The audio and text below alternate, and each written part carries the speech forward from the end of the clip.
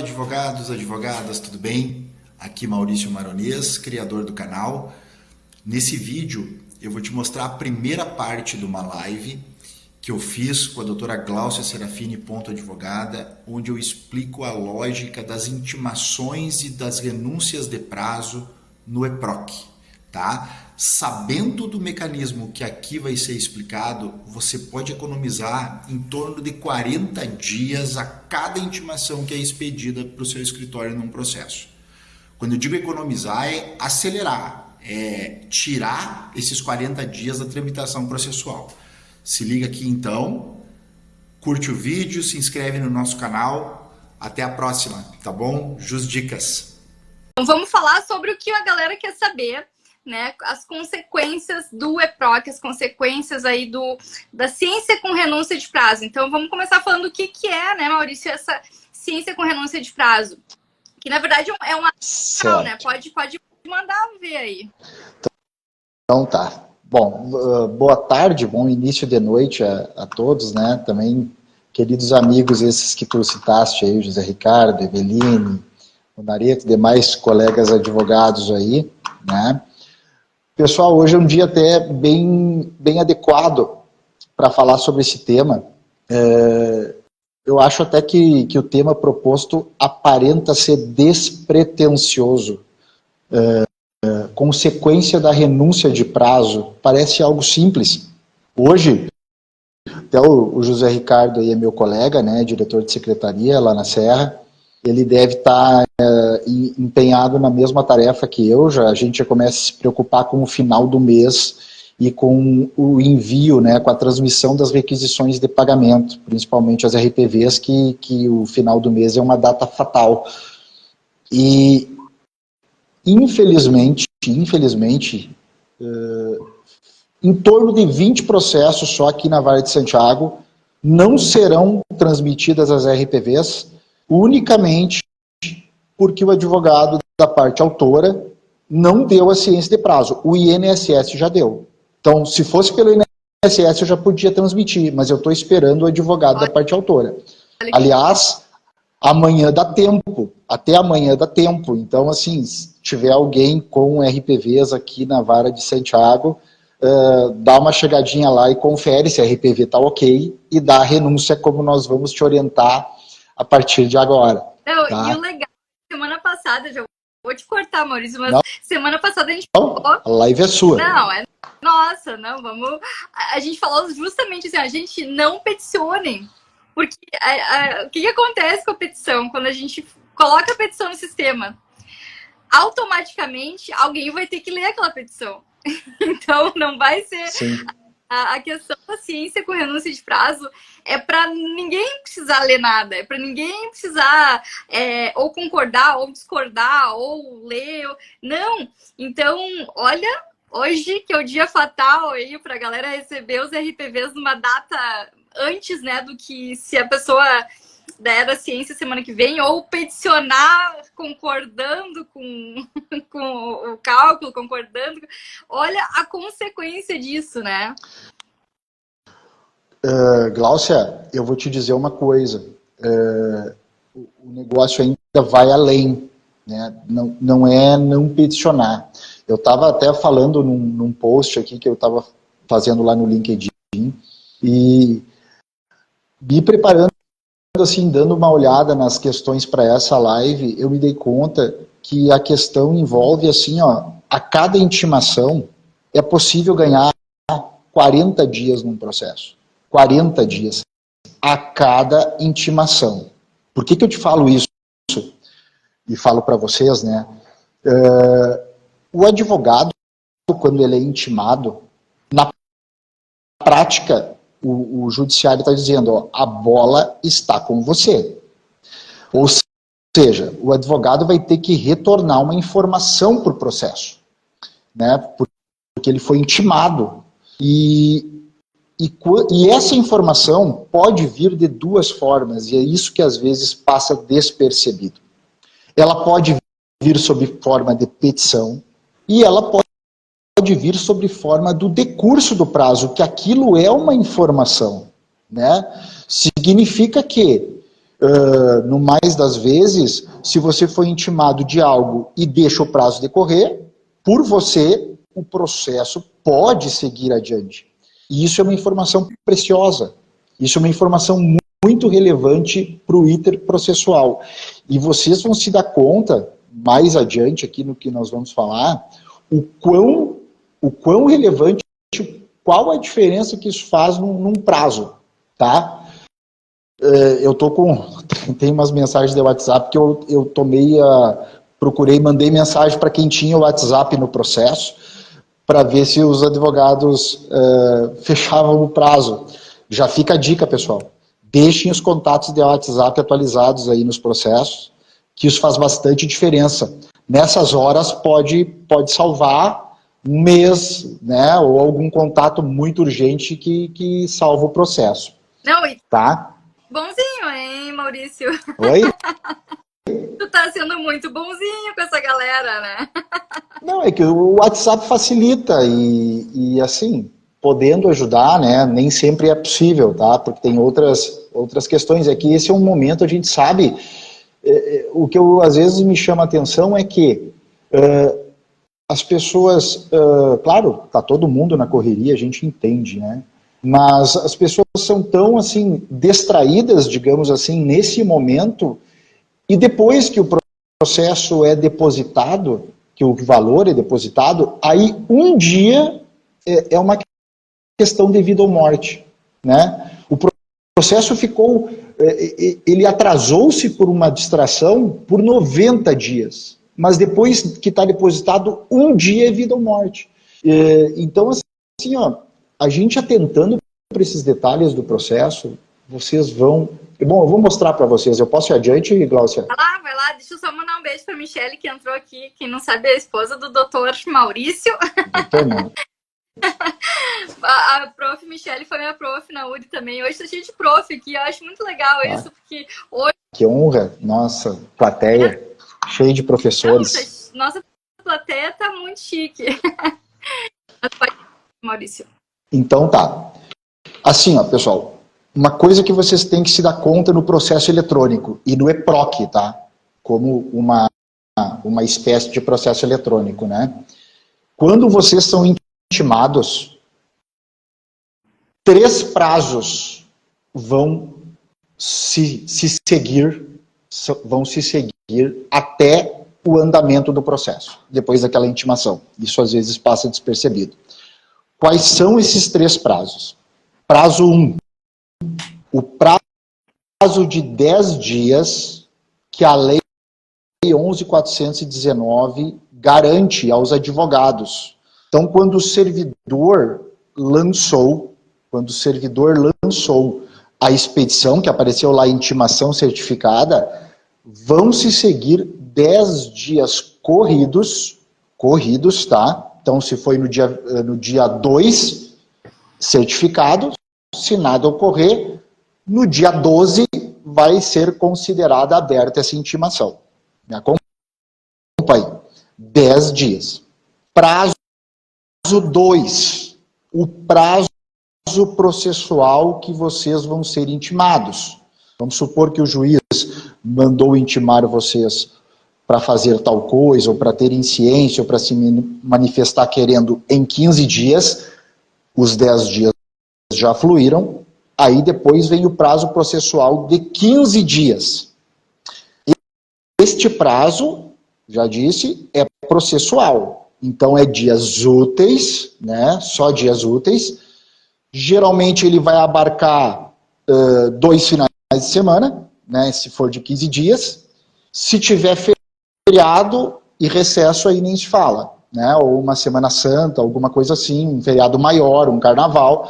Então, os 15 dias já vão virar 19, quase que com certeza, e podem virar um mês. Então, os 10 mais os 19, nós já estamos falando de 29 dias.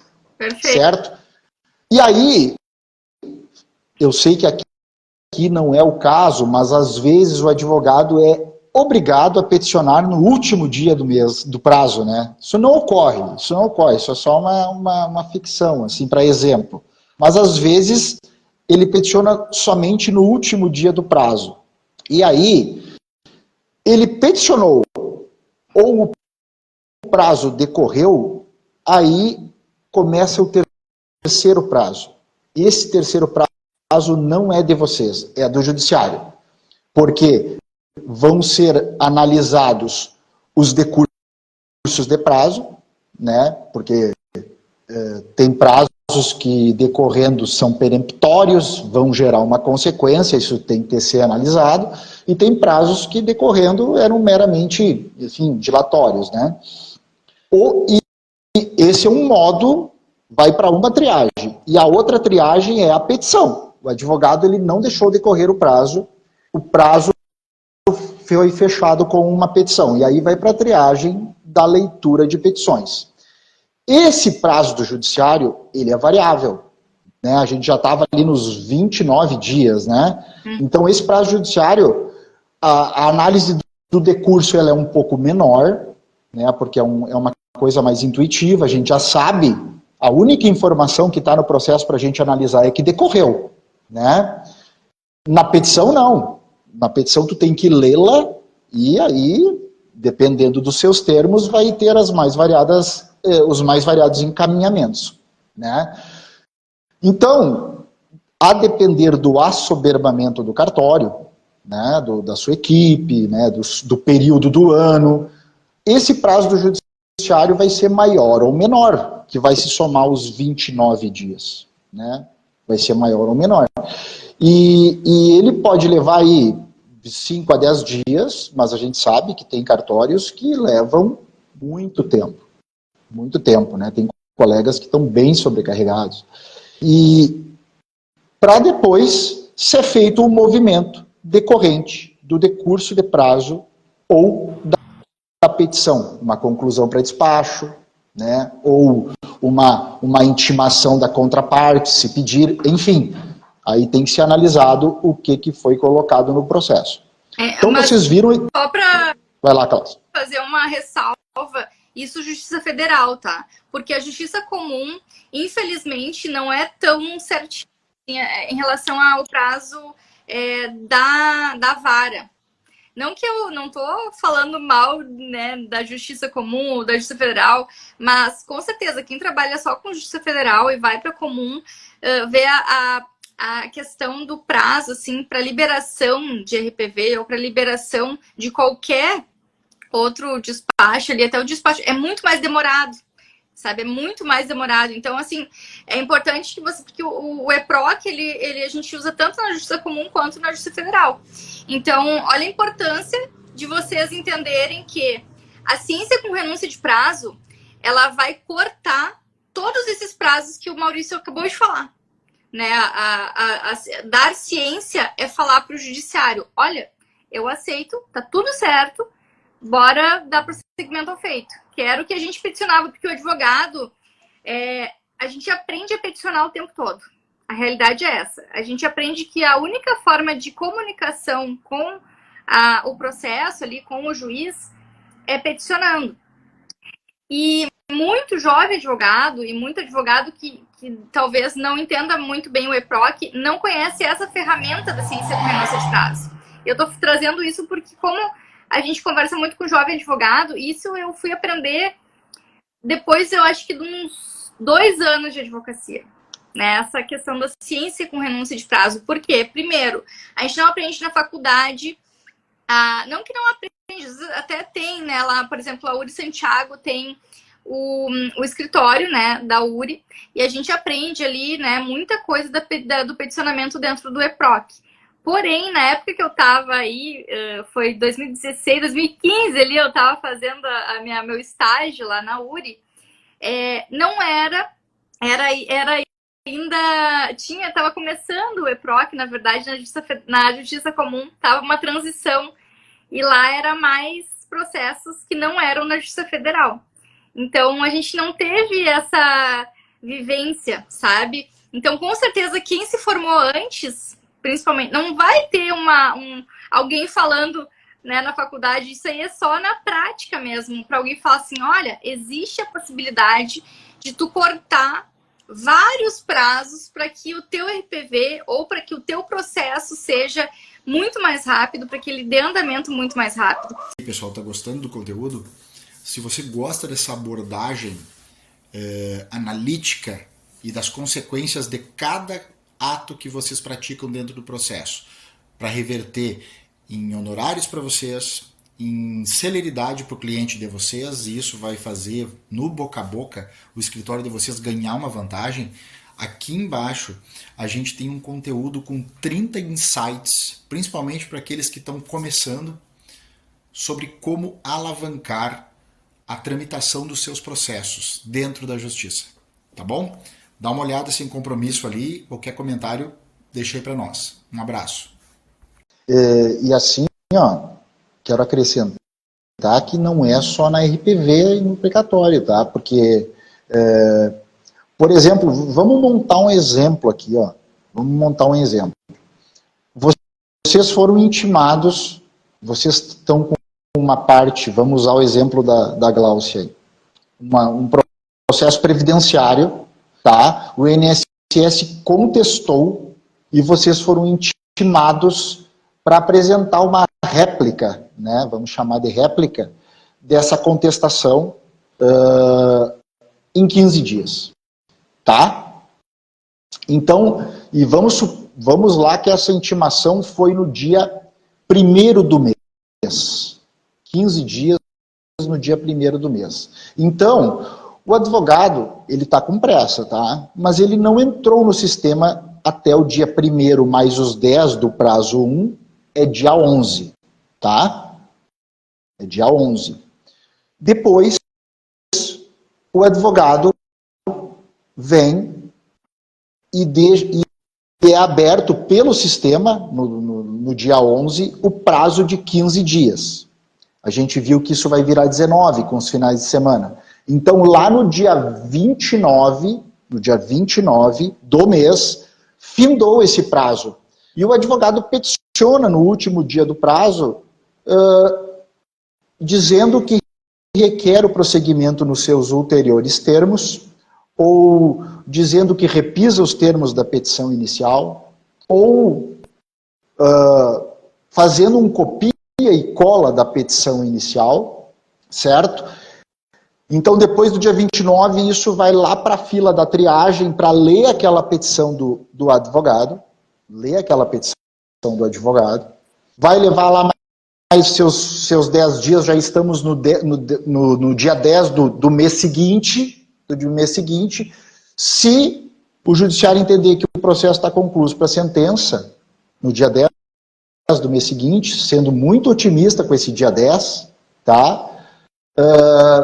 Vai ser feito concurso para sentença, mas aí percebam, pessoal, 40 e tantos dias, se vocês tivessem lido aquela contestação lá no dia 1 e dessem um ciência com renúncia de prazo, os 10 dias do judiciário começariam a correr de lá. Ficaria 10 dias e seria concluído para sentença. Vocês percebem a diferença que fez? E a cada intimação, por exemplo, de um laudo, de um RPV, de tudo que vocês são intimados, vocês têm que fazer esse raciocínio, né? Porque vocês vai somando esses ganhos de prazo, dependendo da tramitação processual, lá no final, vocês ganharam 6 meses. E acho que não estou sendo exagerado aqui. Perfeito. Claro que o processo previdenciário por incapacidade é mais curto, né? Mas dependendo do prazo, vocês ganharão 6 meses de tramitação. Perfeito.